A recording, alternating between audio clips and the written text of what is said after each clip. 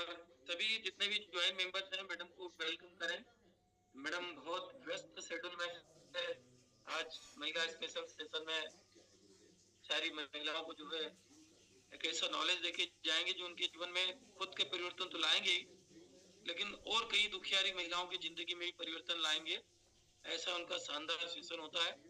जैसा कि हमने पहले भी सेशन में उनको सुना था और उनके माध्यम से कई महिलाओं ने उनके दिए गए टिप्स को अपनी लाइफ में ऐड किया और उनके रिजल्ट उन्होंने लिए। तो जो भी महिलाएं अभी तक ज्वाइन नहीं हो पाई है या आपके कोई परिचय थे जिनको आपने डेमो दिखाया है, आज के स्पेशल सेशन में उनको भी आप ज्वाइन करा सकते हैं, कॉल कर सकते हैं। ये बहुत ही जबरदस्त नॉलेजफुल सेशन जाने वाला है। Yes ma'am, thank you. आपने अनमूल्य समय दिया, आपको वैल्यूबल समय दिया। सुबह वाला मंच आपका है और आप थोड़ी सी यात्रा बताएं कि डॉक्टर दीपक जी ने आपको डेमो दिखाया था और आपने कैसे इस प्रोडक्ट को एक डॉक्टर होते एक्सेप्ट किया था। Yes welcome ma'am. Thank you Maliya ji ये अपॉर्चुनिटी देने के लिए कि आपने मुझे इस मंच पे बुलाया। मैं बहुत खुश हूँ और मेरी यात्रा के बारे में बताती हूँ कि एक दिन दीपक जी को मैं बहुत सालों से जानती हूँ, बहुत छोटे थे जब से जानती हूँ कहा जाए तो। इनके फादर मेरे फादर को जानते थे।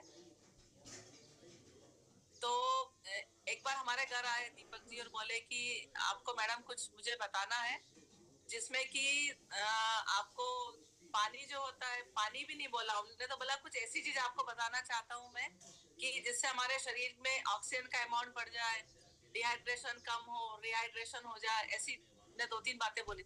मैंने कहा जरूर जरूर बताइए।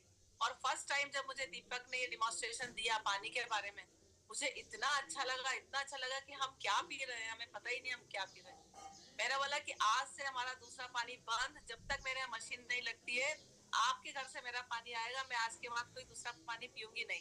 उसी दिन 5 बॉटल दीपक जी के घर से आई मेरे यहाँ। जब तक मेरे यहाँ 15 दिन मशीन नहीं लगी तब तक 15 दिन दीपक जी के यहाँ से पानी आया। मैंने उस दिन से लेके आज तक 4 साल हो गए।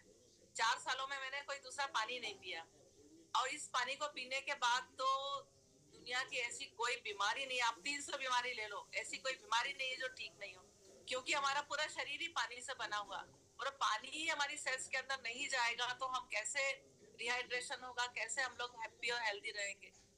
तो दीपक जी को, मालविया जी को मैं बहुत बहुत थैंक यू बोलती हूँ, धन्यवाद बोलती हूँ। तो ये पानी डिहाइड्रेशन बहुत अच्छा करता है, हमारे डिहाइड्रेशन को ठीक करता है, यानी पानी की कमी को ठीक करता और शरीर में पानी की मात्रा को भरपूर हमारे अणु, परमाणु, टिश्यू, सेल्स के अंदर जाने देता है। देखो प्रकृति ने इतना सुंदर शरीर बनाया है, ईश्वर को हमको एक एक चीज के लिए धन्यवाद देना चाहिए। जैसे कि उनने हमारी आंखें दी जो जिसके आगे बड़े से बड़ा कैमरा फेल है, नाक दी जिसकी सुगंध हजारों चीज की सुगंध ले, टंग 10,000 स्वाद लेती हमारी टंग, ऐसी जीवा दी है। और लेकिन ये सब पानी से भरे हुए रहते हैं और पानी का जो हमारे हर चीज हमारे शरीर में पानी से भरी हुई है, तो पानी का बहुत ज्यादा इंपॉर्टेंस है। तो आज हम इस पानी के बारे में बात करेंगे और पानी तो बहुत ही अच्छा है, लेकिन एक बहुत अच्छी चीज बताऊं आपको जो मैं आज शुरू कर रही हूँ। मेरा बहुत सारे प्रोग्राम्स मेरे चलते रहते हैं जिसमें गर्भ संस्कार भी एक प्रोग्राम होता है कि गर्भवती माताएं कैसे बहुत अच्छे संस्कारवान शिशु को जन्म दें। इसके लिए मेरी नेशनल इंटरनेशनल क्लासेस चलती हैं जिसमें मैं हर चीज का महत्व बताती हूँ, पानी का तो जरूर बताती हूँ। उसके बाद हमारी प्रकृति से जुड़ी हुई क्लासेस भी शुरू हो गई है, नेशनल इंटरनेशनल, कि प्रकृति के साथ में रहने से क्या होता।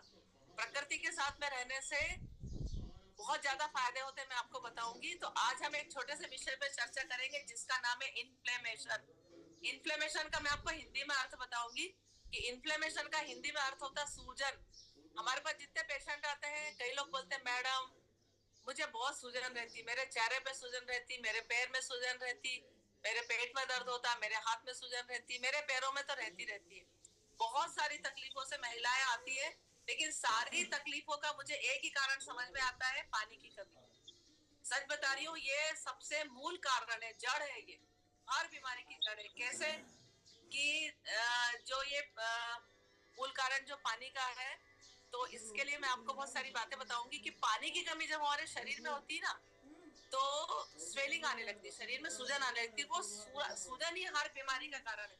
जैसे किसी को आंखों में तकलीफ हुई तो कंजक्टिवाइटिस, गले में तकलीफ हुई तो उसको बोलते हैं थ्रोट इन्फेक्शन बोलते हैं, और कान में तकलीफ हुई ओटाइटिस। तो आईटीएस, आईटिस जहां भी लगता है मतलब इन्फ्लेमेशन, जहां आईटिस लगता है मतलब सूजन। कुछ लोग बोलते हैं मेरा एपेंडिसाइटिस का ऑपरेशन हुआ तो एपेंडिक्स में इन्फेक्शन होगा, इंटेस्टाइन में इन्फेक्शन होगा, यूरिनरी ट्रैक्ट में इन्फेक्शन हो गया, कुछ भी होता है। इसका मैं छोटा सा प्यारा सा एग्जांपल देके आज की क्लास शुरू करूंगी कि इन्फ्लेमेशन क्या होता है, सूजन क्या होती है, इसका पानी से रिलेशन क्या है। इसका बहुत अच्छा मैं आपको बताऊंगी कि पानी से क्या संबंध है। तो जो इन्फ्लेमेशन और सूजन के पहले एक छोटा सा एग्जांपल मैं आपको देती हूँ। कल की ही बात है, कल दीपक जी को मैंने हॉस्पिटल में बुलाया था एक डिमॉन्स्ट्रेशन के लिए। मेरे यहाँ जितने मेरे यहाँ पेशेंट भर्ती होते हैं आजकल, मैं पेशेंट को एडमिट, जैसे जो पेशेंट बहुत परेशान रहता है, मैडम दवाई खा खा के थक गए, हमें दवाई नहीं खाना, प्लीज दवाइयाँ मत लिखना। तो मैंने कहा क्या जादू से ठीक करूं, दवाइयाँ नहीं खाना है तो एडमिट हो जाओ। जब वो एडमिट होते हैं तो मैं स्ट्रिक्टली फॉलो करती हूँ कि 1 घंटे में एक बार आपको 1 ग्लास पानी पीना, या नहीं पीना चाहे कुछ हो जाए, 1 घंटे में एक बार 1 ग्लास, नहीं पीते बने आधा ग्लास पियो। और आपके घर के पानी की बोतल खाली कर दो, मेरे घर का पानी लो। सबको कैंगन वाटर देती हूँ, पेशेंट को एडमिट करती हूँ, और उसके बाद हर 1 घंटे में पानी पिलाती हूँ। तो उसका मैं चमत्कार आपको बता रही हूँ कि एक लेडी आई थी अभी कम से कम 5 दिन पहले, काजल नाम की, जिसके यहाँ भी एक कैंगन वाटर का इंस्ट्रूमेंट अब लगने वाला है, आज ही उसकी बुकिंग होगी। तो काजल नाम की पेशेंट बहुत ज्यादा परेशान हो चुकी थी। तो उसके बाद में क्या हुआ, परेशान हुई तो मेरे पास आई, बोले कि दवाइयाँ खा खा के मैं थक गई हूँ। उसको 3 दिन बॉटल इंजेक्शन लगा के मैंने भेजा, तो 3 दिन बोले आपकी बॉटल चली, जब तक अच्छी नहीं, वापस इन्फेक्शन चालू हो गया, वापस पेट दर्द शुरू हो गया। अब उसको मैंने एडमिट करा 3 दिन 4 दिन, उसको 2 दिन में इतना अच्छा लगने लगा कि तीसरे दिन बोलती मैं 1 दिन और रहूंगी, चौथे दिन बोलती 1 दिन और रहूंगी, 5वें दिन बोलती मैं आपके यहाँ सुबह शाम जरूर 1 घंटा आऊंगी। तो वो आ रही है मेरे यहाँ। अब उसने एक मुझे, उसको उसकी तकलीफ बहुत अच्छी हो गई, लेकिन उसने एक नई बात बताई मुझे, वो आप सब लोगों के लिए एक चमत्कार है और बहुत ही जबरदस्त उसका रिजल्ट आप देखना। वो खुद भूल गई कि उसकी क्या क्या चीजें अच्छी हो गई। तो उसके साथ में उसकी ननद आई थी, तो उसकी ननद बोलती भाभी आज 5 दिन हो गए यार, तुमने 5 दिन से चश्मा ही नहीं लगाया। तो बोले हाँ मैडम के घर आई तो चश्मा जहाँ रख के आई थी वो चश्मा आज वहीं पड़ा हुआ, मैं तो 5 दिन से चश्मा ही भूल गई। फिर उसने हमको चश्मे की कहानी बताई। बोले मैडम चश्मे का ऐसा नियम है कि 10 साल से मुझे चश्मा लगा है, और 10 साल से वो चश्मा ऐसा लगा कि मैं 1 सेकंड भी उतार दूं उस चश्मे को, इतना सिर दुखता और इतनी आंखें दुखती है कि मैं चश्मा पहन के ही सो जाती हूँ, कि अगर सोने के पहले 1 मिनट भी उतारा तो सिर दर्द चालू हो जाएगा, मैं सो नहीं पाऊंगी, मैं चश्मा लगा के ही सो जाती हूँ। सुबह उठती हूँ तो कई बार चश्मा आंखों से निकल जाता है, तो पहले चश्मा ढूंढती हूँ, चश्मा ढूंढ के आंखों पे लगाती हूँ, जब उठती हूँ जब देखती हूँ। मुझे टीवी देखना हो, टीवी में लिखा हुआ देखना हो, मुझे कुछ भी नहीं दिखता, बिना चश्मे के कुछ भी नहीं दिखता है। लेकिन जब से आपके एडमिट हुई हूँ, 5 दिन से पानी पी रही हूँ, मैं तो चश्मा भूल ही गई कि कहाँ रखा था। आज 5 दिन में, आज ननद ने बोला तो मुझे याद आया कि ना मैंने 5 दिन से चश्मा लगाया, ना मुझे 5 दिन से मेरा सिर दर्द हुआ, ना मुझे कुछ देखने में तकलीफ हो रही, मैं सब देख लेती हूँ, पढ़ लेती हूँ, लिख लेती हूँ। ये चमत्कार तो मैं आपको बताना ही भूल गई। तो ये कल का ही चमत्कार है जो इस पानी से हुआ, क्योंकि उसकी आंखों में डिहाइड्रेशन होगा, पानी की कमी होगी। तो जब हमने कैंगन वाटर चालू किया तो सबसे पहला इफेक्ट उसकी आंखों में आया, उसकी आंखें अच्छी हो गई, उसका चश्मा ही उतर गया, उसे याद ही नहीं उसको चश्मा लगाना। तो ये हमने बहुत बड़ी चीज कल देखी, जो पेशेंट को भी नहीं जज कर पाई कि मुझे इतना ज्यादा फायदा हो रहा है। तो इसमें में हम आते हैं सूजन इन्फ्लेमेशन। सूजन और इन्फ्लेमेशन क्या होती है, इसका एक एग्जांपल देती हूँ कि मान लो हमको हाथ में मच्छर ने काटा, मच्छर ने काटा तो उस जगह पे एक स्वेलिंग आ जाती, ईचिंग होती, जलन होती, सूजन आ जाती। तो ये हमारी बॉडी का सेफ्टी मेजरमेंट से, हमारी बॉडी अपने आप को सुरक्षित रखना, अपनी बॉडी को ठीक करना, हमारा शरीर बहुत इंटेलिजेंट होता है, वो स्वयं जानता है। तो यहाँ पर स्वेलिंग का मतलब यहाँ ब्लड इकट्ठा हो जाता है, यहाँ पर डब्ल्यूबीसी जो सेल्स होती है, डब्ल्यूबीसी जो हमारे शरीर के रक्षक सेल बोलते हैं उसको, वो यहाँ इकट्ठी हो जाती है। थोड़ी देर रीचिंग होगी, थोड़ी देर में वो स्वेलिंग खत्म हो जाएगी, जगह हमारी नॉर्मल हो जाएगी। मतलब वो एंटी एलर्जिक सेल्स आती हैं, डब्ल्यूबीसी आती है, उस जगह को ठीक करती है जहाँ मच्छर ने काटा, और थोड़ी देर में स्वेलिंग कुछ समय के बाद खत्म हो जाती। तो ये हमारे शरीर का, भगवान ने पूरे शरीर को सेफ्टी मेजरमेंट के साथ हमें बनाया है। तो ये हो गया इन्फ्लेमेशन का मतलब सूजन। अब सूजन क्यों आती, सूजन को हम बाद में रिलेट करेंगे, सूजन क्यों आती है। सूजन क्यों आती है, जैसे दूध, दूध से बने प्रोडक्ट खाते हैं, तो दूध हमारे लिए नहीं बना है, दूध बना है गाय के बछड़े के लिए। अच्छा एक बहुत बड़ी बात बता दूं कि पूरे विश्व में जो दूध होता है ना, पूरे विश्व में हम भारतीय लोग हैं जो भैंस का दूध पीते हैं। समझ में, पूरे विश्व में कोई अगर दूध पीते हैं बाहर की कंट्री में, ईच एंड एवरी पर्सन गाय का ही दूध पीते, गाय ही होती है पूरी दुनिया में। पूरे संसार में कोई भी भैंस का दूध नहीं पीता, सिर्फ भारत में पीता है। तो जो गाय का दूध होता है वो तो बहुत पावन पवित्र हम मानते हैं, पूजा में यूज करते हैं, लेकिन गाय का जो दूध होता है वो बछड़े के लिए होता है। और उसके बछड़े के तो इतने स्टमक होते हैं कि उस दूध को पचा लेता, उसके शरीर में वो एंजाइम होते हैं, वो दूध को पचा लेता। हम इंसानों के शरीर में, पेट में वो एंजाइम नहीं होता, स्टमक में वो हार्मोन्स नहीं होते जो उस दूध को पचा सके, वो दूध पेट में जाके फट जाता है। तो कृष्ण भगवान भी जो थे वो मक्खन खाते थे। मक्खन क्यों खाते थे? क्योंकि मक्खन ही हमारे लिए, हम घी खा सकते, घी हमारे लिए बहुत अच्छी चीज है। घी का भी मैं आपको आगे बताऊंगी कि घी क्या क्या फायदा करता है और घी क्या चीज है। घी बहुत अच्छी चीज है, लेकिन घी के बारे में मिथ है, घी नहीं खाना मोटे हो जाओगे, घी नहीं खाना हार्ट नहीं चलेगा, हार्ट खराब हो जाएगा, कोलेस्ट्रॉल बढ़ जाएगा, बीपी बढ़ जाएगा, ये हो जाएगा। लेकिन घी वर्ल्ड की नंबर 1 है सबसे चीज के बारे में आपको थोड़ी देर बाद बताऊंगी।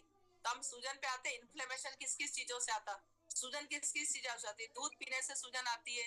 दूध और डेयरी प्रोडक्ट आप एक बार 90 दिन बंद करके देखेंगे तो आपको समझ में आएगा कि हमने कितना अच्छा काम किया, आपका पूरा शरीर का सिस्टम अच्छा हो जाएगा। सेकंड, शक्कर, शक्कर में सल्फर होता है जो बहुत नुकसान करता है। शक्कर के बदले अगर हम गुड़ खाएं तो बहुत अच्छी बात है। तीसरा होता है गेहूं, ग्लूटेन। गेहूं के अंदर ग्लूटेन होता है, ग्लूटेन। ग्लू का मतलब होता है गोंद। गोंद जैसा ये आटा, गेहूं का आटा हमारे इंटेस्टाइन में चिपक जाता है, डाइजेस्ट नहीं होता है और हमारे शरीर में ये इन्फ्लेमेशन करता है, सूजन करता है। फिर होता है जैसे किसी चीज की एलर्जी हुई, एलर्जी से भी शरीर में सूजन आती है। फिर एंटीबायोटिक जो हम दवाइयां खाते, मेडिसिन खाते, हर मेडिसिन के पीछे लिखा रहता है इस मेडिसिन से लीवर खराब होता है, इससे किडनी खराब होती है, इससे आपको कैंसर होता है, सब लिखा रहता है। लेकिन उसके बाद इससे एलर्जी हो सकती है, लेकिन उसके बाद भी कुछ पढ़ते कुछ नहीं पढ़ते, और हम सब लोग जरूर दवाई खाते हो। जब भी हमको कहीं बाहर जाना होता है ना, तो सबसे पहले हमारा एक बॉक्स तैयार होता है घर में। भाई अपने बैग में बॉक्स रखा कि नहीं दवाइयों का, दवाई लेके जाना है क्योंकि हम बाहर जा रहे हैं। तो ये दवाइयों का। उसके बाद में एंटीबायोटिक से भी स्वेलिंग आती है। अब हमारे शरीर में जब सूजन आती है, सूजन आने से क्या होता है? पेन होता है। पेन होता है, दर्द होता है, तो हमारे ब्रेन से एक हार्मोन निकलता है, उसको बोलते हैं कॉर्टिसोल। कॉर्टिसोल हार्मोन ही हमें पेन की अनुभूति कराता है और वो पेन देता है। जब भी हमें स्ट्रेस होता है, तनाव होता है, तो कार्टिसोल हार्मोन निकलता है। कार्टिसोल हार्मोन निकलता है तो वेट बढ़ाता है, वजन बढ़ाता है, और उससे इन्फ्लेमेशन आता है, शरीर में सूजन आती है। तो हमें ऐसे कोई काम ही नहीं करना चाहिए ऐसा जिससे कि हमारे शरीर में, दिमाग में तनाव पैदा हो। तनाव से मुक्त रहेंगे, बचे रहेंगे, तो हम हेल्दी रहेंगे। उसके बाद एक बहुत बड़ी बात बताती, ऑयल, तेल। तेल के बारे में बहुत कम नॉलेज रहता। एक तेल, एक कपड़ों का पहनना, जैसे बोलते हैं स्वेलिंग। तो कई लोग जैसे कि बहुत हैवी एक्सरसाइज करते हैं दुबले होने के लिए, बहुत हैवी एक्सरसाइज करते हैं। उसके बाद मैं आपको तेल के बारे में बताऊंगी। बहुत हैवी एक्सरसाइज करते हैं। हमारा जो भारत है, हमारा देश है, वो गर्म प्रदेश है, गर्म है, यहाँ पे गर्मी बहुत ज्यादा पड़ती है। तो एक्सरसाइज करना, जिम जाना उन लोगों के लिए जरूरी है जो अमेरिका में रहते, लंदन में रहते, ठंडे प्रदेशों में रहते, उनकी मजबूरी है। अगर वो जिम नहीं जाएंगे, एक्सरसाइज नहीं करेंगे, दौड़ेंगे नहीं, तो उनके शरीर का खून ठंड के कारण जम जाएगा, तो उनकी मजबूरी है। लेकिन हमारे भारत में शौकिया, हल्की फुल्की एक्सरसाइज अलग बात है। हमारे भारत में शौकिया लोग, जिम जाना बहुत जरूरी, तभी वजन का। जिम तो जाते हैं, जिम जाके एक्सरसाइज करते हैं, हैवी हैवी एक्सरसाइज करते हैं जिम जाके। और जिम जाने से क्या होता है? वहां जो एक्सरसाइज करते हैं उससे हमारा टेम्परेचर बढ़ जाता है, शरीर हमारा गर्म हो जाता है, खून हमारा गर्म हो जाता है। तो शरीर तो गर्म हो जाता है वहां जाके जिम में। फिर क्या करते हैं, यहाँ के जो भारत के जिम है उसके अंदर एसी लगा होता, एसी लगा रहता, तो एसी की ठंडक, और एक्सरसाइज करके पसीना निकाल रहे हैं और अपने शरीर को, खून को गर्म कर रहे हैं। तो खून गर्म होगा तो इन्फ्लेमेशन बढ़ेगा, कार्टिसोल निकलेगा, सूजन आएगी। फिर एक कंप्लेंट है, शरीर में स्वेलिंग आ रही, पैरों में सूजन आ रही, पेट में सूजन आ रही, हर जगह लोगों को सूजन आने की शिकायत रहती, कई लोगों को, कई महिलाओं को। तो हमारे देश में योग प्राणायाम क्यों बना है? हमारे जो ऋषि मुनि महात्मा थे, बड़े बड़े, जो 10,000 साल पहले, मार्कंडे ऋषि और बड़े बड़े जो ग्रंथ है हमारे देश के, उसमें लिख के जा चुके, लिखा हुआ है कि हमारे देश में योगासन, प्राणायाम, कि हमारे देश में हल्के, शरीर लचीला रहे, शरीर सॉफ्ट रहे, लचीला रहे, बीमारियां न हो, इससे योगासन हमारे देश में प्रचलित है। अब ये योगासन पूरे विश्व में प्रसिद्ध हो गया है। हमारा देश पूरे विश्व में योगा गुरु के रूप में जाना जाता है। तो योगा हम करें, हल्का आसन करें तो हमें नुकसान नहीं होगा। 1 घंटे में थोड़ी देर के लिए हम चले, 10 मिनट, जैसे हमने 1 घंटे कुछ काम किया, कुछ लोग की सीडेंटरी लाइफ होती है, यानी बैठे बैठे काम करते, बैठे रहते हैं। तो 1 घंटे में 5-10 मिनट के लिए चलिए, अपने शरीर को एक्टिव करिए, वापस आके बैठ के अपना काम करिए। फिर 1 घंटे आपने कुछ काम किया, फिर थोड़ा चल लीजिए पैदल। तो ये जो दिन भर की एक्टिविटी है ना, ये हमें हेल्दी रख सकती है। लेकिन लंबे समय तक बैठे रहेंगे, एक बार जिम करके आगे 2 घंटे, खूब एक्सरसाइज योगा, खूब एक्सरसाइज कर ली, हैवी एक्सरसाइज, और उसके बाद में आके फिर सो गए, रेस्ट कर लिया, खूब सारा खा लिया, तो शरीर में तो सूजन आएगी। शरीर को तो दिन भर एक्टिव रखना चाहिए, तो हम हेल्दी रहेंगे। अब इसके साथ में अच्छा पहनावा बताती हूँ। पहनावा कैसा है कि हमारा जो देश गर्म है, तो यहाँ आप हमारा पहनावा सोचिए कि हम लोग क्या थे, क्या है और क्या पहनते। हमारा देश गर्म है, तो हमारे ऋषि मुनियों, महात्माओं ने, पूर्वजों ने जो हमारी ड्रेस बनाई है ना, बहुत सोच समझ के बताई है। हमारे यहाँ लुंगी का जैसे रिवाज है, लुंगी पहनी है, पजामा जो ढीला डाला होता है वो पहनी है, धोती पहनी जाती है, साड़ियां पहनी जाती है, पेटीकोट पहना जाता है, हल्की चीजें पहनी जाती है, क्योंकि हमारा देश गर्म है, हमें हवा की जरूरत होती है। विदेशों में बहुत ठंडा मौसम रहता है, बेचारों को भयंकर ठंड लगती है, बर्फ पड़ती रहती है, तो उनकी मजबूरी है कि वो जीन्स पहने। हमारे यहाँ तो शौकिया तौर पे जीन्स पहनी जाती है, और उस जीन्स को पहनने से मैं एक बहुत बड़ा कारण इनफर्टिलिटी का बता दूं। बहुत सारी महिला जो लड़कियां होती है ना, उनकी कंप्लेंट आती है प्रेगनेंसी नहीं हो रही, प्रेगनेंसी। भैया जीन्स पहनना छोड़ो ना, जीन्स पहनने से शरीर में हवा ही नहीं लगती, इतनी गर्मी होती है शरीर में, जो लोअर एब्डोमेन में जीन्स रहती है, वहाँ यूट्रस ओवरी ट्यूब से उनको हवा ही नहीं मिलती है, तो आपको प्रेगनेंसी कहाँ से होगी, कहाँ से अच्छे हार्मोन्स निकलेंगे, वो तो टाइट रहता है पूरे समय। तो जीन्स बहुत नुकसानदायक है हमारे देश के लिए। ये तो मैंने जीन्स के बारे में बताया, ठंड के बारे में बताया, गर्मी के बारे में। एक चीज ऑयल, ऑयल के बारे में बहुत सारे लोगों को नॉलेज नहीं होता। तो ऑयल दो तरह का होता है, एक गर्म ऑयल होता है, एक ठंडा ऑयल होता है। तो ऑलरेडी हमारा शरीर गर्म है भारत के हिसाब से, यहाँ के टेम्परेचर के हिसाब से, और हम उसके ऊपर से गरम ऑयल, गरम ऑयल किसको बोलते हैं, दिल्ली के तेल को गरम ऑयल बोलते हैं। और दिल्ली के तेल के बाद में जो होता है दूसरा, सरसों का तेल है, दिल्ली का तेल है, सनफ्लावर है, जितने भी डबल रिफाइंड तेल जो आते हैं, ये सब बहुत हाई टेम्परेचर पे इनको 700 डिग्री पे गर्म करते हैं, फिर ठंडा करते हैं, तो डबल रिफाइंड करके इनको खूबसूरत बनाते हैं कि बहुत क्लीन दिखे, साफ दिखे। लेकिन ये हमारे लिए जहरीले होते जाते हैं। ये जब हम खाते हैं इस तेल को, और हम बघार लगा देते हैं, और बघार लगा देते हैं, तो क्या होता है, और गरम तेल, गरम गरम सब्जी, उसमें और मिर्ची डाल देते हैं, मसाला डाल देते हैं, और फिर तरतराट बना के खाते हैं। निमाड़ में तो बहुत ही ज्यादा है, लाल मिर्ची के लिए फेमस है हमारा निमाड़।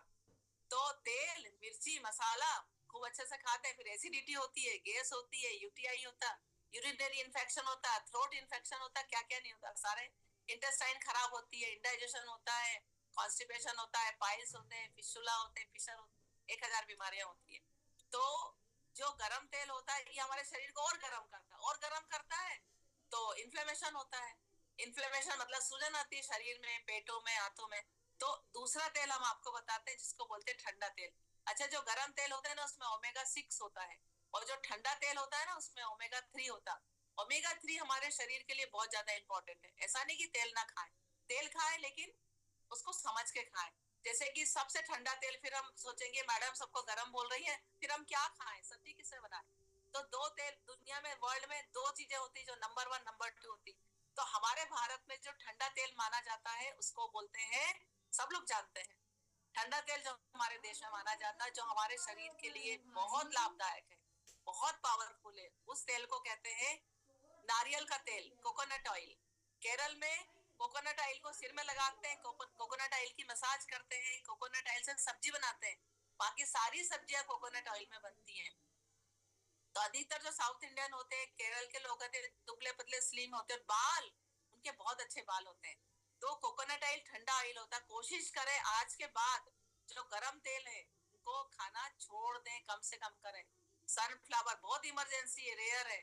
क्या होता है कि जब हम खाना खाते हैं, तो पानी पिया, खाना खाया, तो खाना तो पच जाता है, जो तेल होता है चर्बी के रूप में हमारे शरीर में जम जाता है, और उसको निकालना तो हमको आता नहीं है। निकालने की कला आती है कैंगन वाटर को। ये इस पानी को भी दूध बना देता है, इस तेल को भी दूध बना देता है, एब्जॉर्ब करा देता है पूरी बॉडी में, बहुत पावरफुल है। तो ये सा हमारा जो खाने में हम जो गर्म और ठंडे तेल में दो चीजें देखो, वर्ल्ड में जो नंबर 1 है ना, वर्ल्ड में जो नंबर 1 है वो है घी। पूरे वर्ल्ड में नंबर 1 घी भी ठंडे तेल में आता है, घी भी ठंडा होता है। घी ऐसी चीज है जो कब स्किन टेम्परेचर पे उसको ऐसा, पुराने जमाने में घिस के ही देखते थे, कोई घी खरीदने जाता था तो ऐसा उसको घिस के देखते थे। तो घी वर्ल्ड का नंबर 1 है, लेकिन जो बहुत बड़ी बड़ी कंपनियां, फैक्ट्री है, उनने उसका नाम खराब कर दिया, अरे घी नहीं खाना। लेकिन घी हमारे जॉइंट की ग्रीसिंग के लिए और ऑयलिंग के लिए बहुत जरूरी है।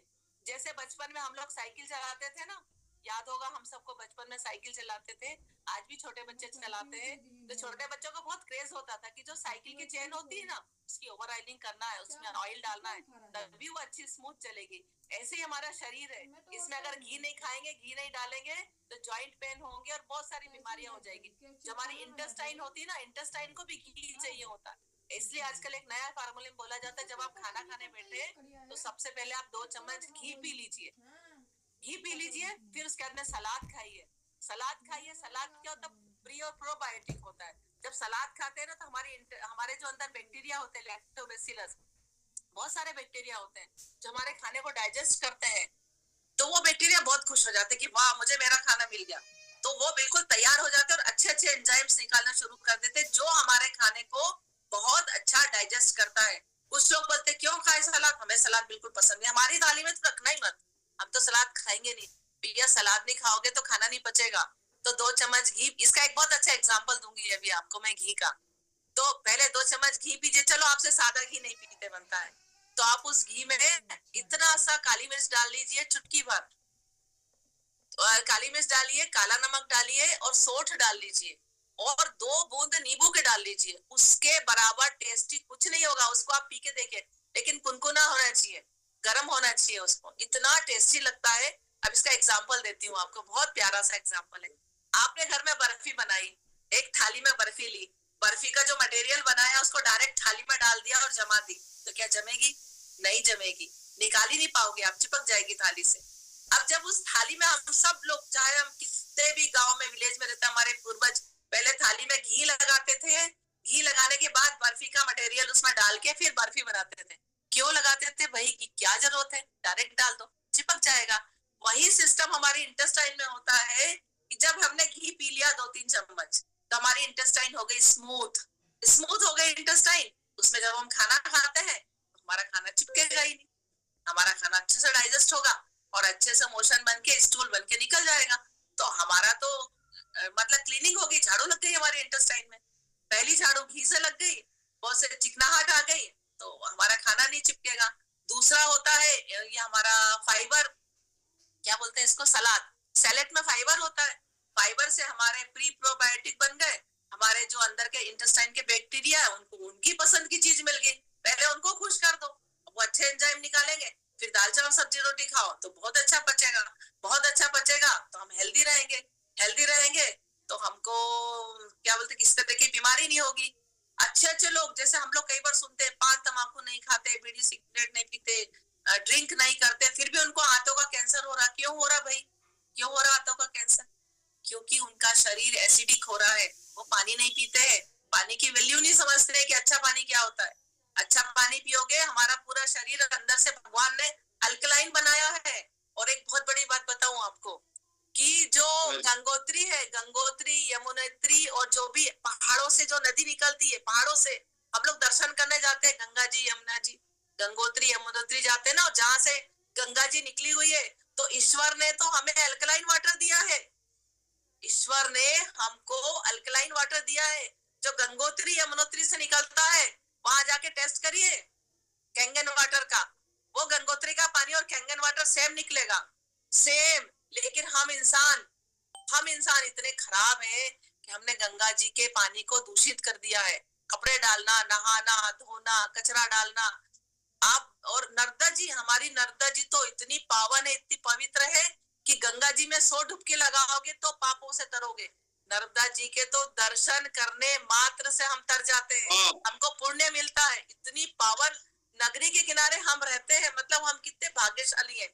नर्मदा जी के किनारे हर कोई नहीं रह सकता, हर किसी की मजाल नहीं है कि नर्मदा जी के किनारे आके रह जाए।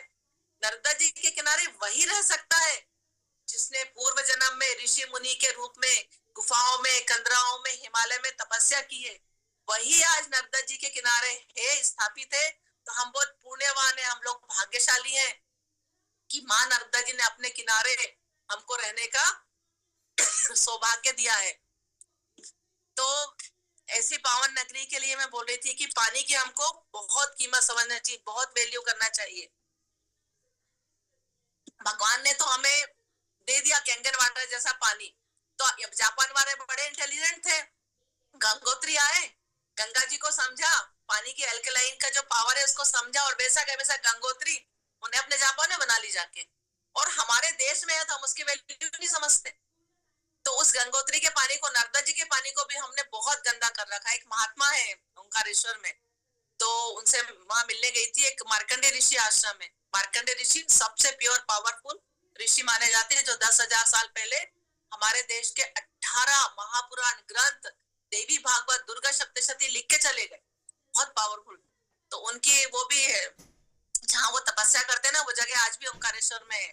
और आज भी 3 बजे रात को उठ के वहां वो तपस्या करते हैं, और जो बहुत पावरफुल लोग होते हैं ना उनको वो दिखते भी हैं, दर्शन भी देते हैं। ये एक सत्य घटना है। तो वो जो वहां के महात्मा थे मार्कंडे ऋषि के, बोले मैडम हम लोग हर 15 दिन में इस नर्मदा जी से 1 ट्रक भर के गंदे कपड़े निकालते हैं। मुझे इतना दुख हुआ उस दिन, 1 ट्रक भर के गंदे कपड़े निकालते हैं।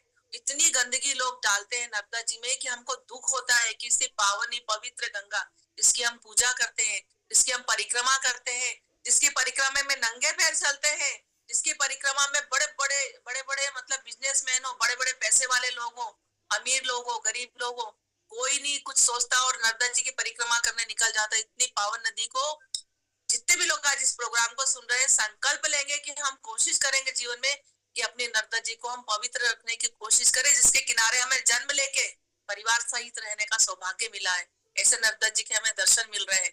तो नर्मदा जी का जल उसको बहुत पवित्र करके और पवित्र से अच्छे से आप हाथ जोड़ के और नमस्कार करके पीजिए, इतना पावन जल है। तो हम कहाँ पर थे? इन्फ्लेमेशन में थे, सूजन में थे, कि क्या क्या चीजें हमें, दूध पीना शरीर में सूजन करता है, शक्कर खाना शरीर में सूजन करता है, गेहूं खाना, अनाज खाना शरीर में सूजन करता है, एसिडिटी करता है, एलर्जिक सब्सटेंस खाए तो वो कुछ खाने में आ गया, एलर्जी हो गई स्किन की, उससे स्वेलिंग आती है। खराब ऑयल, गरम ऑयल खाते हैं तो उससे सूजन आती है। दूसरा, मैं आपको एक चीज और इसमें बता दूं कि सूजन के साथ साथ जो हम ये करते हैं, क्या बोलते हैं, जो लोग बार बार खाना खाते हैं ना, हम तो इतना अच्छा पानी पी रहे हैं, हम तो दुबले नहीं होते, हम तो भैया पानी के साथ दूसरी चीजों का भी ध्यान रखना पड़ेगा। पानी तो बहुत अच्छा है, पर आप अगर बार बार 10 बार घर में खाओगे दिन भर में, तो आपका जो डाइजेस्टिव सिस्टम है उसको बोलते हैं डाइजेशन इन्फ्लेमेटरी। डाइजेशन का इन्फ्लेमेटरी कैसा, हमारा जो पाचन क्रिया है उसमें भी स्वेलिंग आ जाती है इतना खाओगे। तो नियम बांधो। पक्षी कैसे होते हैं? सुबह उठते हैं 6 बजे, जब एक बार दाना चुग लेते खा लेते हैं, दिन भर से पानी पीते हैं, और शाम को 6 बजे पहले सूरज डूबने के साथ उनका खाना फिनिश, उसके बाद में सो जाते हैं वो। और हम इंसान 6 बजे के बाद खाना शुरू करते हैं रात को 2 बजे तक। तो हम अगर प्रकृति के साथ चलेंगे, पंछियों के साथ चलेंगे, पक्षियों के साथ चलेंगे, जानवरों की तरह, हम जानवर होते हुए भी वो लोग इतने इंटेलिजेंट होते कि अगर बीमार हुए कुछ हो तो खाना छोड़ देते हैं। और हम मनुष्य, भैया हम बीमार है तो खिचड़ी ला दो, हमें फल दे दो, हमें ये दे दो, हम उसके बाद भी मांगते रहते हैं। तो अगर हम खाना छोड़ेंगे तो हेल्दी रहेंगे। मतलब एक चीज और बता रही हूँ कि जो लोग फास्टिंग करते हैं ना, फास्टिंग, व्रत, उपवास, हमारे ऋषि मुनियों ने ऐसे नहीं बनाए थे। बहुत बड़ा साइंस जानते हैं वो लोग, बहुत बड़े साइंटिस्ट थे हमारे ऋषि मुनि महात्मा, वो सारा साइंस जानते थे कि अगर फास्टिंग करोगे तो हेल्दी रहोगे, अगर फास्टिंग करोगे तो शरीर की सूजन उतरेगी, अगर फास्टिंग करोगे तो डाइजेशन अच्छा होगा, एसिडिटी, गैस, बीमारियां खत्म होगी। तो उन्होंने एकादशी बना दी। नारियल खाओगे तो, नारियल तो सबसे बढ़िया चीज है, नारियल खाओगे तो हेल्दी रहोगे। तूने क्या करा, लोग तो ऐसे नारियल खाएंगे नहीं, पूजा में रख दो। तो पूजा में नारियल हमारे यहाँ इसलिए कंपलसरी है कि हम किसी भी रूप में पूजा के नाम से, प्रसाद के नाम से नारियल तो खाए कंपलसरी। तो नारियल बहुत ज्यादा इंपॉर्टेंस है, नारियल का तो हर चीज काम की है। तो ये नारियल के बारे में, पूजा के बारे में, पानी के बारे में बता। एकादशी, एक दिन छोड़ के व्रत कर लो, 7 दिन में एक बार व्रत करो, शरीर की सूजन उतर जाएगी। व्रत करने से, उपवास करने से सूजन उतरती है। ठंडे पानी से नहाने से स्वेलिंग उतरती है। ठंडा पानी से इम्यूनिटी बढ़ती, स्टेमिना बढ़ती, ताकत बढ़ती।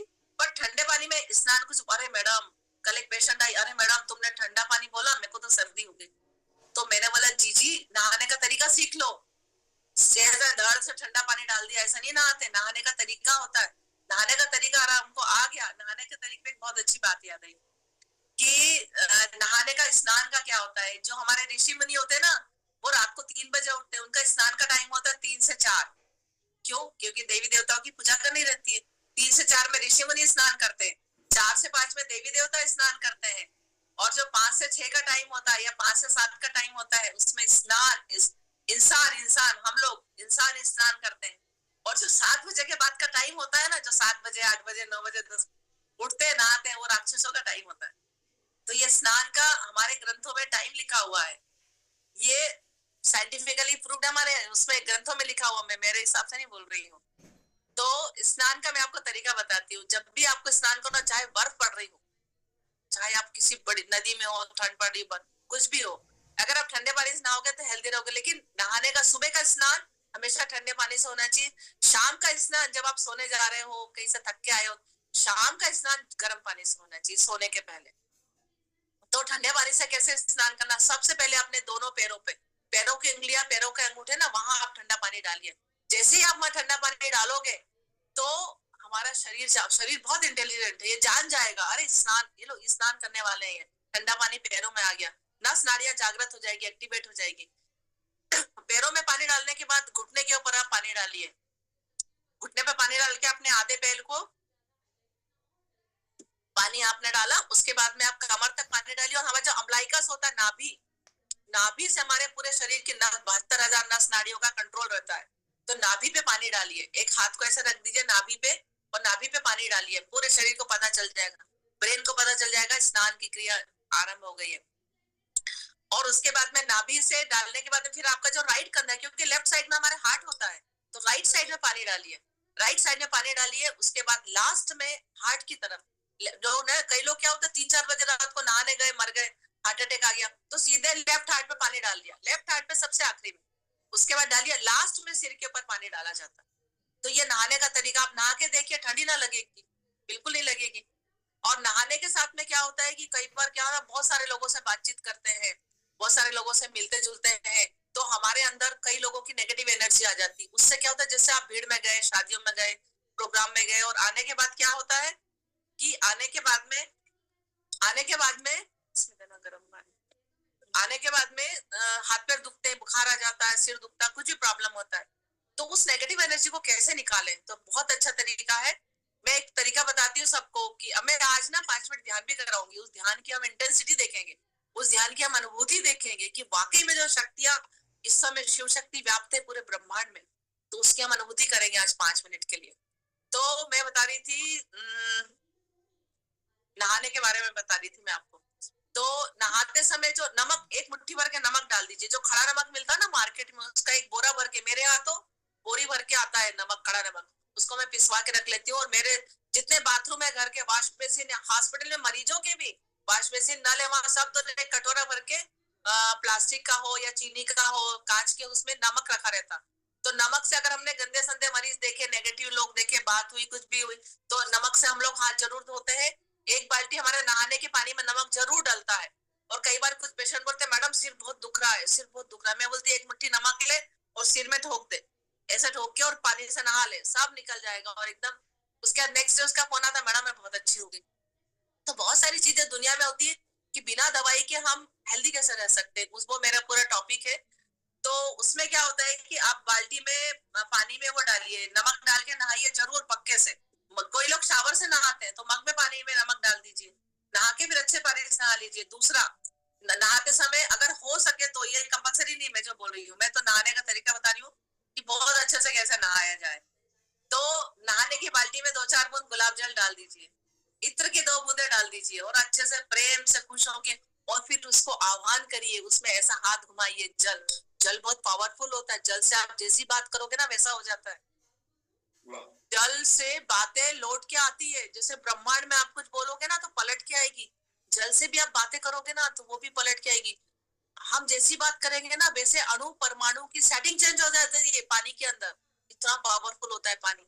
तो उसमें हाथ घुमाइए और बोलिए गंगा च यमुना च सरस्वती गोदावरी कावेरी सरयू सिंधु, जितनी भी नदियां, जितनी भी पवित्र नदियां, मेरे जल में आप आइए, प्लीज मेरे जल में समाहित होइए, मैं स्नान करना चाहती हूँ, स्नान करना चाहता हूँ। ऐसा करके आप देखिए वाइब्रेशन का पावर कितना बढ़ जाएगा। और फिर उस जल से आप स्नान करिए, मुझसे पवित्र जल, माँ नर्मदा का आह्वान करो।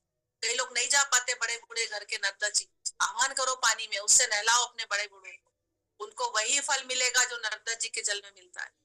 तो ये छोटी छोटी सी बातें, छोटी छोटी टिप्स है जो आपको मैं पानी के बारे में बताई।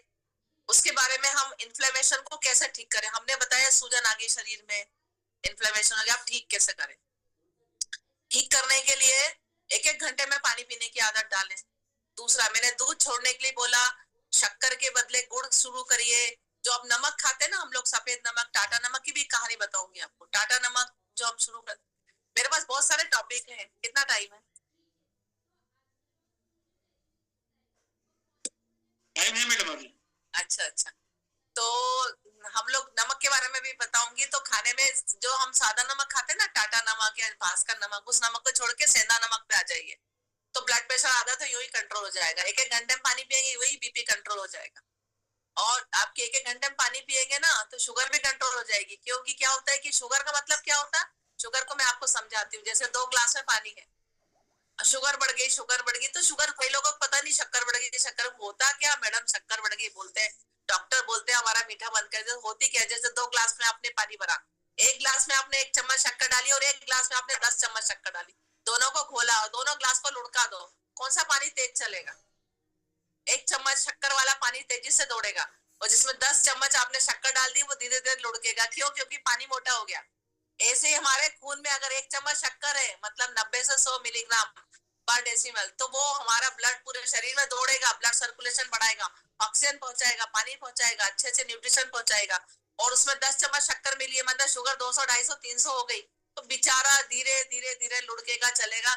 शरीर के हर अंग में ब्लड सर्कुलेशन हो ही पाए। लोगों को आंखों से कम दिखने लगता, किडनी खराब होने लगती है, हार्ट में स्वेलिंग आ जाती है, लीवर खराब होने लगते हैं, लीवर पे सूजन आ जाती है, ये सब शुगर बढ़ने से होता है। तो हमारे खाने पीने पे कंट्रोल रखो, पंछियों जैसे खाओ, सुबह एक बार 8 के पहले खा लो, सॉरी, सुबह 8 बजे के पहले कुछ मत खाओ, 8 बजे के बाद जो खाना खाओ, शाम को 6 बजे के बाद खाना बंद कर दो, पानी का डोज कंप्लीट कर लो। 9-10 बजे से चालू करो, 1 घंटा 1 घंटा 1 घंटा 1 घंटा 1 घंटा, 6 बजे के बाद पानी बंद कर दो। फिर हम इस अल्कलाइन वाटर पे अगर आते हैं, जो कैंगन वाटर है, ये तो ट्रिमेंडस है, इसके तो आप लाभ हम गिना नहीं सकते। क्या होता है कि देखो शरीर कितना इंटेलिजेंट है, हमारे जो स्किन है ना इसमें भी रोम छिद्र है, और जो हमारी सिंगल सेल होती है ना उसमें भी 500 छिद्र होते हैं, 500 गेट होते हैं, एक्वापोरिंग गेट, गेट होते हैं जिसके अंदर से पानी, न्यूट्रिशन, सारा सामान जाता है। लेकिन बॉडी कितनी इंटेलिजेंट है, एक बूंद भी कहीं से पानी बाहर नहीं निकलता है। लीकिंग कहाँ होती है शरीर में, कि जैसे नल लीक हो गया, घर में पानी लीक हो गया, हमारे शरीर से कहाँ लीकिंग होती है? हाँ, आप बहुत ज्यादा मेहनत करोगे, बहुत ज्यादा मेहनत करोगे, पसीना बहाओगे तो पसीना निकलेगा, लेकिन उस पसीना, वो पसीना निकलना ना किडनी का वर्क करता है। हमारे शरीर में 3 किडनी होती है, 2 किडनी तो हमारे शरीर में लेफ्ट राइट है, तीसरी किडनी हमारी स्किन है, जो हमारे शरीर की गंदगी को पसीने के रूप में निकालती है। तो पसीने के रूप में निकलती है, लेकिन ऐसा कभी पानी नहीं बहता जो हम पीते हैं। तो पानी पीने से जो हमारे 500 एक्वा, जो 500 छेद है हमारी सेल्स के, उसकी रिक्वायरमेंट कंप्लीट होती है। जब पानी जाता है अंदर, पानी में H2O, हाइड्रोजन ऑक्सीजन दोनों होते हैं। पानी जब हमारी सेल में जाता है, एक सेल की छोटी सी प्रोसेस बताती हूँ कि एनर्जी कैसे बनती है। हमने खाना खाया, ग्लूकोज बना, ग्लूकोज हमारी इंटेस्टाइन में गया, इंटेस्टाइन में ऐसी ऐसी विलाई होती है, विलाई ने एब्जॉर्ब किया ग्लूकोज को, न्यूट्रिशन को छाटा, कौन सा अच्छा है वो सेल के अंदर डालना है उसको, कौन सा खराब है उसको यूरिन में, किडनी में भेज दिया, वो यूरिन से निकल गया, इंटेस्टाइन में भेज दिया, मोशन से, स्टूल से निकल गया। लेकिन जो सेल्स होती है, सेल्स के अंदर जब ग्लूकोज जाता है तो ग्लूकोज को जलने के लिए ऑक्सीजन, हाइड्रोजन सब चाहिए। तो अच्छे से पानी पियेंगे, रिहाइड्रेशन होगा, तो वो ग्लूकोज बर्न होकर एनर्जी निकलेगी। वो एनर्जी निकलती है ना, उस एनर्जी से हम चलना फिरना, खाना, हार्ट, लंग, हमारा पूरा शरीर, पूरा वर्क उस फंक्शन होता है। लेकिन क्या होता है कि अब देखो, ग्लूकोज भी है, H2O भी है, ऑक्सीजन भी है, लेकिन माचिस, उसको स्पार्क तो चाहिए, इग्निशन तो चाहिए। माचिस, माचिस क्या होती है, कोई बर्न करेगा, जलाएगा, जब तक ग्लूकोज जलेगा तब तो ऑक्सीजन, ऑक्सीजन भी है, ग्लूकोज भी है, जलेगा कैसे, बर्न कैसे होगा? तो बर्न होने के लिए एक पहरेदार है हमारे पास, बहुत बड़ा पहरेदार है, वो हमारे गले में, उसको बोलते हैं थायराइड। थायराइड हो गया, थायराइड हो गया, थायराइड हो गया, अरे थायराइड बहुत सिंपल चीज है, आप अपना खान पान सुधार ले, प्रकृति के साथ रहे, यूं ही थायराइड ठीक हो जाता है। तो वो जो थायराइड में T3 होता है ना, T3 इज द माचिस, इग्निशन, वो माचिस है। उसको जब T3 जाता है सेल के अंदर, तो जाता है तो इग्निशन होता है, वहां स्पार्क होता है, T3 के जाने से, स्पार्क होने से ग्लूकोज में वो ऑक्सीजन रिएक्शन करता है और बर्न होता है, एनर्जी निकलती, उस एनर्जी से हमारा शरीर चलता है। एनर्जी तो निकल गई, लेकिन एक चीज और बता दूं, कि सेल में जब ग्लूकोज बर्न होता है तो फ्री रेडिकल्स भी निकलते हैं। फ्री रेडिकल्स, तो वो जो फ्री रेडिकल्स होते हैं ना, वो जैसे कालीन बिछाओ, उसमें आपने कहीं अग्नि लगी और अग्नि की जो वो निकलती है ना चिंगारी, चिंगारी कालीन पे गिर गई तो काले काले काले धब्बे पड़ जाते हैं ना, तो वैसा ही फ्री रेडिकल्स हमारी बॉडी में सेल में से निकलते हैं जब ग्लूकोज बर्न होता है। तो वो फ्री रेडिकल्स निकले ना, वो फ्री रेडिकल्स की संख्या ज्यादा हुई ना, तो बीमारी का घर है वो। तो उस फ्री रेडिकल्स को कम कैसे करें? बहुत अच्छा पानी पिएंगे तो कम होंगे, वो कम निकलेंगे। ये पानी का गुण है। जो पानी कैंगन वाटर में जब वो एक जाता ना एल्कलाइन वाटर, तो सेल बहुत खुश हो जाती है और ये फ्री रेडिकल्स की मात्रा हमारे शरीर में कम हो जाती है। फ्री रेडिकल्स की मात्रा खत्म हुई तो हमारी वो जो ऑक्सीडेशन कैपेसिटी होती है, मतलब ऑक्सीडाइज होने की कैपेसिटी, एक लिमिट तक ऑक्सीजन ठीक है, ज्यादा ऑक्सीजन भी नुकसान करती है। तो हमारी एज 40 की है तो 30 की दिखने लगती है, 50 की है तो हम 40 से दिखने लगते हैं और हम यंग होने लगते हैं, हमारा शरीर बहुत अच्छा होना, क्योंकि रिहाइड्रेशन होता है। तो ये मैंने बहुत सारी बातें आपको बताई यहाँ पर। फिर क्या होता है कि विटामिन डी की किसी को डेफिशिएंसी है, तो विटामिन डी की डेफिशिएंसी से भी शरीर में सूजन आती है। उसके बाद में इसमें है हाँ, और इसको हम कम कैसे करें? तो कम करने के लिए मैंने बोला आप अनाज कम से कम गेहूं तो बहुत ही बेकार है, आप भले ज्वार बाजरा मक्का मिलेट्स आजकल चलते हैं वो यूज करो। और सबसे अच्छा पुराने जमाने में हमारे यहाँ चलता था बाजरा ज्वार। बाजरा गर्मी में ज्वार गर्मी में खाते थे और बाजरा ठंड में खाते थे। तो ये हमारे देश में चलता था, पर 50 साल पहले अमेरिका ने फ्री में वो भेज के गेहूं भेज के पूरे देश को बर्बाद कर दिया। जब से 50 साल से गेहूं आया, जब से लोग ज्यादा बीमार पड़ने लगे, ओबेसिटी बढ़ गई, वजन बढ़ने लगा, डायबिटीज हो गई, हाइपरटेंशन होने लगा। तो गेहूं से थोड़ा दूर रहने की कोशिश करो आप, ठीक है। अच्छा, दूसरा है कि अब हमें सूजन कैसे कम करें? तो गेहूं का छोड़ दो, दवाइयों का कम से कम उपयोग करो, अपने आप को प्रकृति के साथ रखो। एक बहुत बड़ी चीज बताती हूँ, वो होती धरती माता। रोज कोशिश करो कि धरती माता पर चलो, आप पैदल चलो। आजकल इतना ज्यादा फैशन है चप्पल पहनने का कि जो नई नई लड़कियां आजकल बहु बेटियां नई नई है, वो बिना चप्पल के घर में नहीं घूमती, बिना चप्पल के किचन में नहीं रहती, कुछ तो किचन में खाना भी चप्पल पहन के बनाती। अरे माँ अन्नपूर्णा का भोग बना रहे हो आप किचन में, पूरे घर को आप भगवान को भोग लगता है, और चप्पल पहन के तो कई लोग खाना बनाते हैं किचन में। कभी भी किचन में चप्पल है, किचन को, और किचन शब्द भी नहीं बोलना चाहिए, मतलब चौका बोलना चाहिए, रसोई घर बोलना चाहिए। रसोई घर में चप्पल पहन के तो जाना ही नहीं चाहिए। इसका एक छोटा सा आपको एग्जांपल और देती हूँ मैं भी, फिर आपको टाटा नमक का मुझे याद दिलाना, वो भी एग्जाम मुझे बताना है। मैं आपको एक एग्जांपल देती हूँ रसोई घर का। एक बहुत सुंदर मैंने इस पोस्ट पढ़ी थी कि एक फैमिली थी, वो किसी दूसरी फैमिली के घर गई, वहां कुछ महात्मा भी आए थे। तो वो सब लोग, उनका जो ड्राइंग रूम था वहां पर वो सब लोग बैठे। अब बैठे तो जो घर का मालिक था ना, उसने आवाज दी, अरे राम, जरा जगन्नाथपुरी से मेरा मोबाइल लाना जरा। जगन्नाथपुरी कहाँ से आ गई? जगन्नाथपुरी से मेरा मोबाइल लाना और द्वारकापुरी में दे जाना। मुझे बड़ा आश्चर्य, भैया ये कौन से नाम है? तो उनका जो ड्राइंग रूम था ना, बैठने का कक्ष, उसमें उसका नाम था, बैठने का कक्ष का नाम था द्वारकापुरी, जहाँ सारे लोग बैठ के मीटिंग कर रहे थे। और मेरा मोबाइल लाना जरा जगन्नाथपुरी से। जगन्नाथपुरी उनके रसोई घर का नाम था। रसोई घर के सामने नेम प्लेट लगी थी कि द्वारकापुरी। फिर उनकी उत्सुकता बढ़ी, दूसरी जगह देखो। उन्हें दूसरी जगह देखी तो कमरों में लिखा था रंगनाथपुर, रंगनाथपुर, रंगनाथपुरी, मतलब शयन कक्ष का नाम था। तो इतने सुंदर सुंदर नाम थे उनके घर के कक्षों के कि जो इंसान उनके घर आए तो वो देख के दंग हो गया कि ऐसे नाम होना चाहिए घर के। फिर वो उनके स्विमिंग पूल भी था, बहुत बड़े लोग थे लेकिन बहुत धार्मिक और बहुत अच्छे। स्विमिंग पूल था, स्विमिंग पूल का नाम सुन के तो दंग ही रह गया, श्री यमुना जी धाम। श्री यमुना जी धाम, क्या नाम रखा उनने स्विमिंग पूल का। तो धन्य हो गए देखने वाले। तो ऐसे ऐसे लोग हमारे देश में, जिनके बारे में हमें पता भी नहीं होता कि लोग कितने धार्मिक, कितने सात्विक, कितने सनातनी, कितने पावरफुल होते हैं।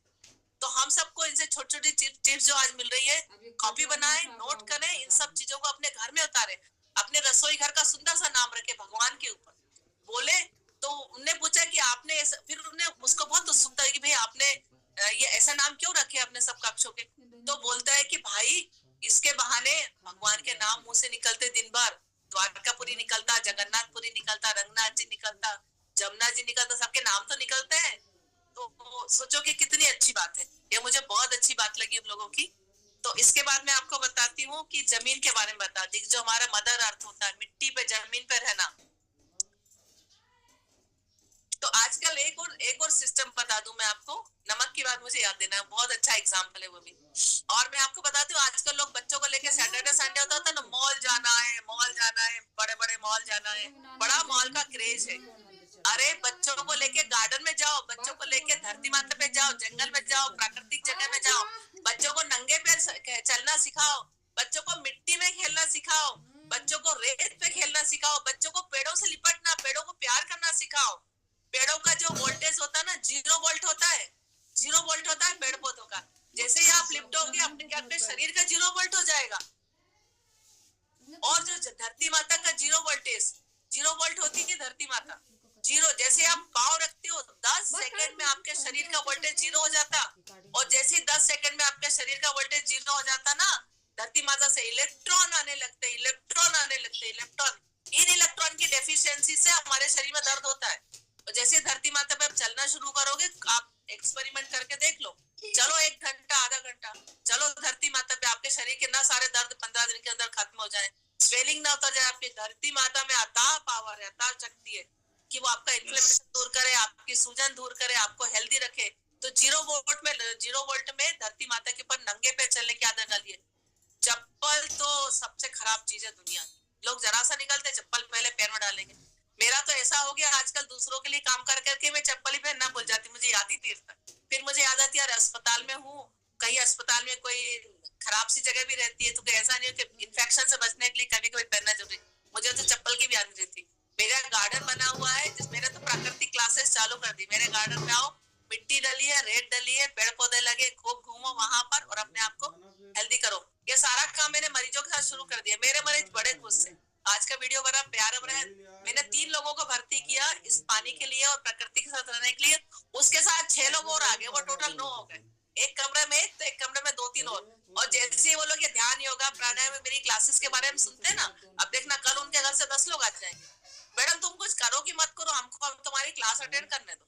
और गांव के सीधे साधे सिंपल ऐसे भोले भाले अच्छे लोग कि मैं क्या बताऊं, उनके साथ में ऐसा दिल खुश हो जाता, कोई दिखावा नहीं, कुछ नहीं, इतने प्यारे लोग। फिर एक लेडी आज मेरे से बोली, मैडम मैं तो दिन भर खेत में नंगे पैर चलती हूँ। मैंने कहा बहुत अच्छी बात है, चप्पल पहन के चलना ही मत, नंगे पैर चलना। बोले आप तो बिल्कुल ही नहीं पहनूंगी।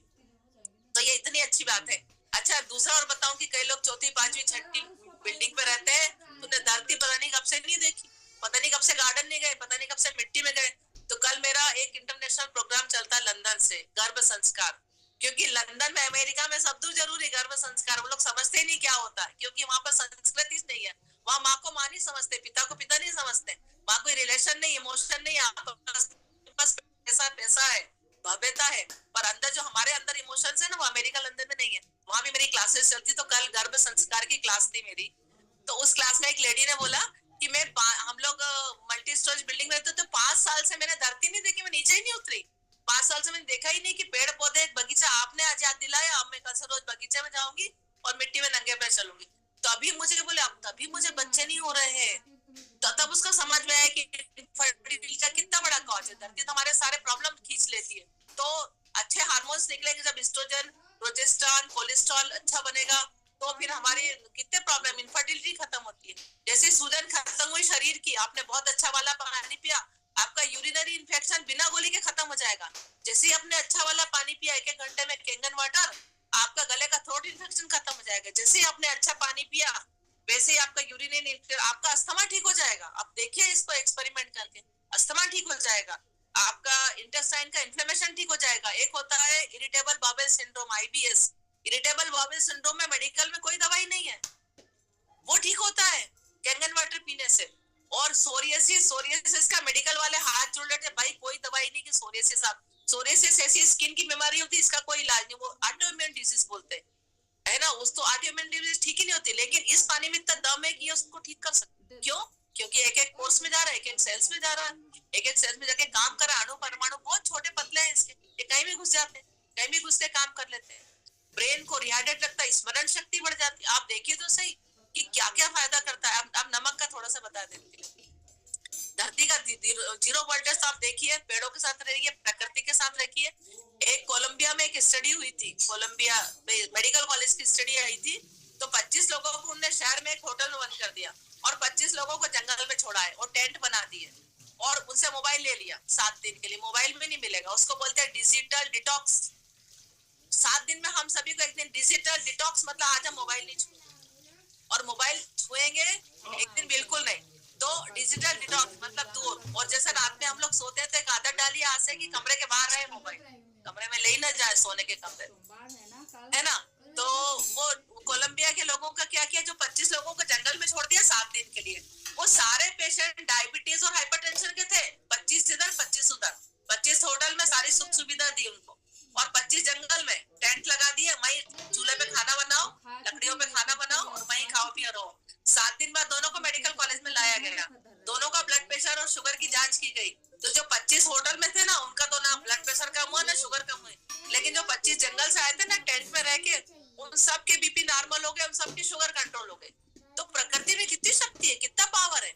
ये 24 घंटे हम लाइट बिजली इलेक्ट्रिसिटी से घिरे रहते हैं, तो कितना हमारे शरीर को दिमाग को नुकसान होता होगा। तो इनसे दूर रहने की कोशिश करिए। जिसके घर में जगह है, एक लास्ट में थोड़ी सी एक बात और बोलूंगी, फिर आपके क्वेश्चन लूंगी। जिसके घर में जगह है, जिसके पास खेत है, जिसके पास खलियान है, जिसके पास भी पॉसिबिलिटी है, उसको आज के जमाने में मिट्टी का घर, मिट्टी का एक कमरा जरूर बनाना चाहिए, जरूर। ऊपर कवेलू, कवेलू आते, कवेलू पुराने समय में रखते थे, जरूर रखना चाहिए। मिट्टी के दीवार बनाओ। ये जो मोबाइल है ना मेरा, वो कहा गया, वो दिखाना गोबर वाला, मैंने गोबर का स्टैंड बना रखा है। मेरे जो मोबाइल है, मैं मैक्सिमम गोबर वाला स्टैंड है, मैं मैक्सिमम स्पीकर पे बात करती हूँ, इसको बहुत दूर रखती हूँ, पर्स में रखती हूँ। और मैंने ऐसे 50 से 100 गोबर के स्टैंड बनवाए हैं। गोबर इतना पावरफुल होता है कि गोबर में आप स्टैंड को रख दो, ये गोबर इसका रेडिएशन एब्जॉर्ब कर लेगा और आपके घर में आपको नुकसान नहीं होने देगा। ऐसे गोबर के स्टैंड यूज करिए, तो रेडिएशन से आप भी बचिए, बच्चों को बचाइए। देखिए इसका रिजल्ट भी बहुत जबरदस्त है। ये गोबर का है, मेरे पास तो खैर सुबह से शाम हो जाएगी, इतनी सारी चीजें हैं।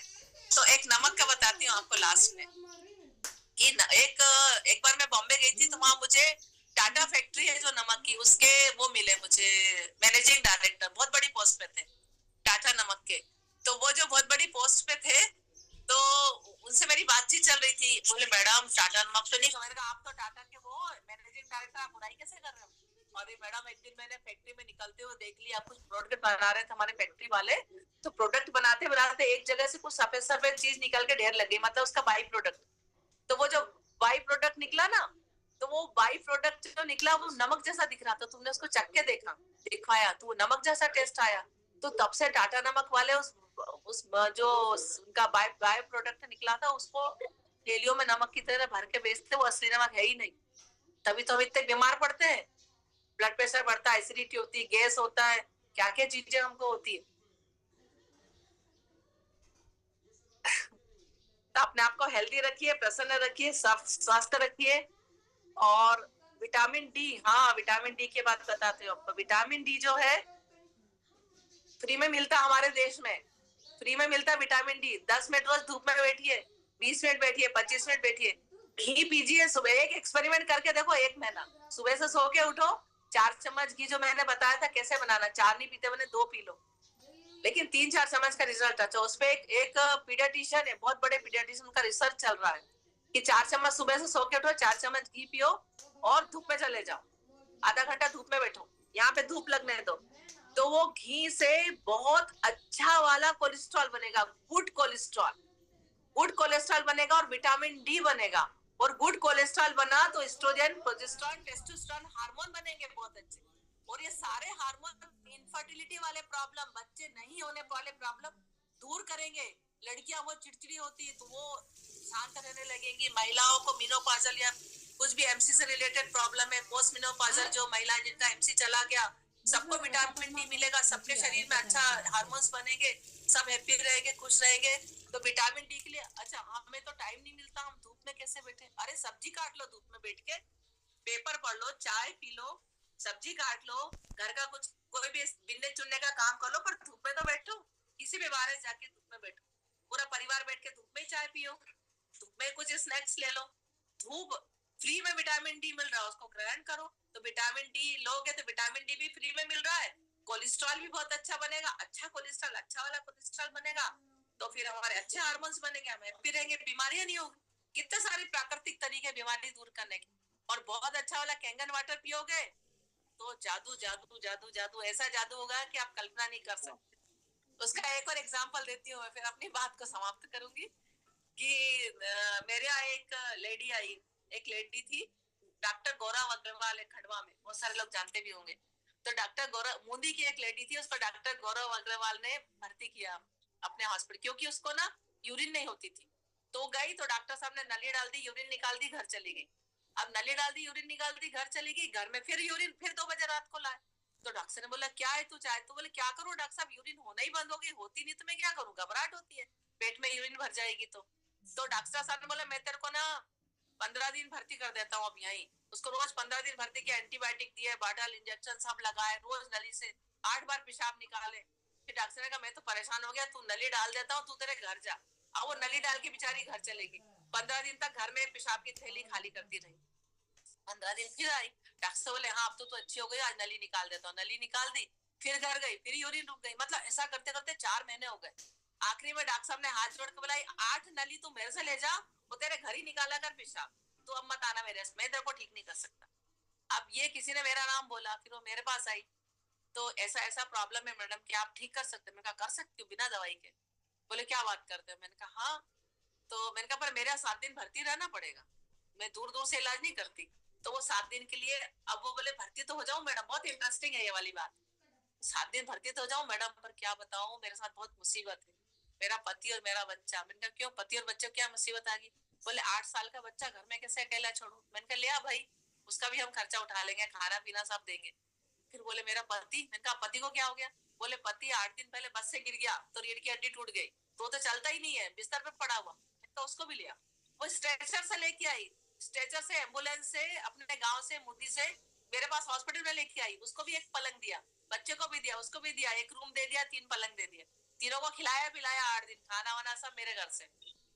और मैंने बोला कि एक स्ट्रिक्ट बात है कि पानी तुम 1 घंटा 1 घंटा 1 घंटा 1 घंटा पानी मत छोड़ना, पानी बहुत नियम से पीना। तो उसने पानी पिया, पहले दिन कुछ नहीं हुआ, पानी पिया दूसरे दिन कुछ नहीं हुआ, पानी पिया तीसरे। मैंने बोला शांति रख, इसीलिए मैंने तेरे को 7 दिन बोला, पहले तेरे शरीर में जो जहर है ना वो निकलेगा, उसके बाद ये पानी काम करेगा। चौथे दिन आई मेरे पास, बोले मैडम आज तो मुझे बूंद बूंद बूंद बूंद पेशाब अपने आप हुई। मैंने कहा अच्छा, पानी पीना छोड़ना मत, पानी पीती रहे पीती रहे पीती रहे। अगले दिन आई, चौथा दिन हो गया, 5वें दिन है, मैडम आज तो सुबह से ऐसा फ्लो है, ऐसा फ्लो है, ऐसा फ्लो है यूरिन का कि मैं आपको क्या बताऊं। मैं तो 4 महीने से ऐसी यूरिन ही, और मेरे को नली डालना बंद हो गई मेरी। फिर 3 दिन और रही, इतनी अच्छी यूरिन, उसको नली डालने की जरूरत नहीं पड़ी, गोली दवाई लेने की जरूरत नहीं पड़ी, इतना अच्छा यूरिन का फ्लो हो गया।